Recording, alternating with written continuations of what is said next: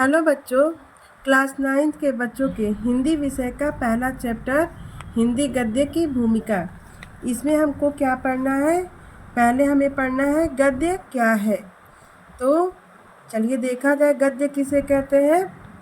छंद, ताल, लय एवं तुकबंदी से मुक्त होता है। क्या होता है? मुक्त होता है तथा विचारपूर्ण एवं वाक्यबद्ध रचना को हम गद्य कहते हैं। और सामान्यतः इसको कैसे बोल सकते हैं? दैनिक जीवन में प्रयुक्त होने वाली बोलचाल की भाषा में गद्य का ही प्रयोग किया जाता है। गद्य का लक्ष्य विचारों या भावों को सहज, सरल एवं सामान्य भाषा में विशेष प्रयोजन सहित संप्रेषित करना है। अब हम देखेंगे किसी कवि या लेखक के हृदयगत भावों को समझने के लिए किसकी जरूरत होती है? ज्ञान की आवश्यकता होती है और गद्य ज्ञान वृद्धि का एक सफल साधन है।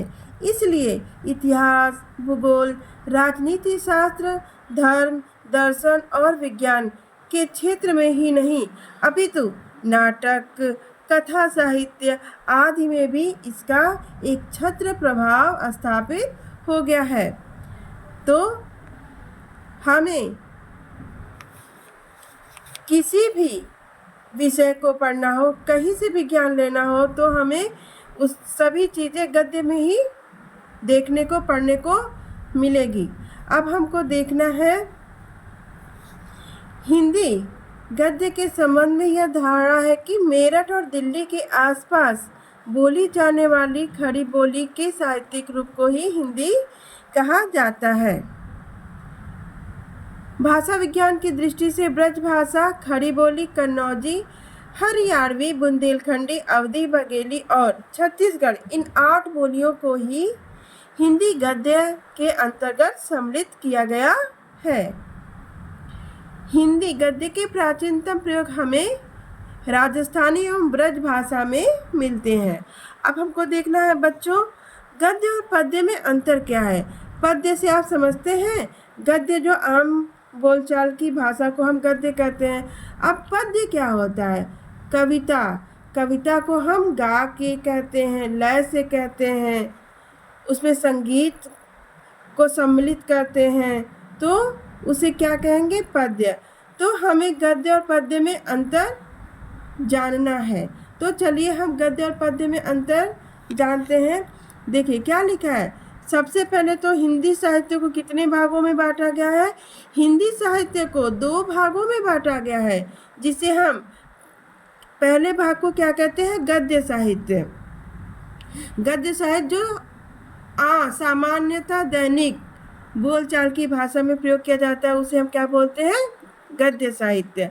और दूसरा भाग क्या है? हिंदी साहित्य का दूसरा भाग किसे कहते हैं? पद्य साहित्य, जिसको हम काव्य कहते हैं। विषय की दृष्टि से गद्य और पद्य में यह अंतर है कि गद्य के विषय विचार प्रधान और पद्य के विषय भाव प्रधान होते हैं। दूसरी भाषाओं के समान इस भाषा के साहित्य में भी पद्य का अवतरण गद्य के बहुत पहले हुआ है। तो गद्य से पहले किसका विकास हुआ? पद्य का हुआ है। अब देखिए, पद्य में कार्य की अनुभूति, उक्ति, वैचित्र्य, संप्रेषणीय और अलंकार की प्रवृत्ति देखी जाती है। अब देखिए आसान शब्दों में गद्य में, यहाँ पे देखिए, यहाँ देखिए एक और दिया है। गद्य में तर्क, बुद्धि, विवेक, चिंतन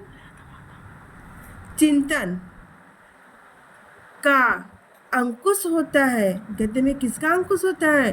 तर्क, बुद्धि, विवेक, चिंतन का अंकुश होता है। तो पद्य में स्वतंत्र कल्पना की उड़ान होती है। गद्य में शब्द, वाक्य, अर्थ आदि सभी प्रायः सामान्य होते हैं, जबकि पद्य में क्या होता है? विशिष्ट होता है। धन्यवाद बच्चों।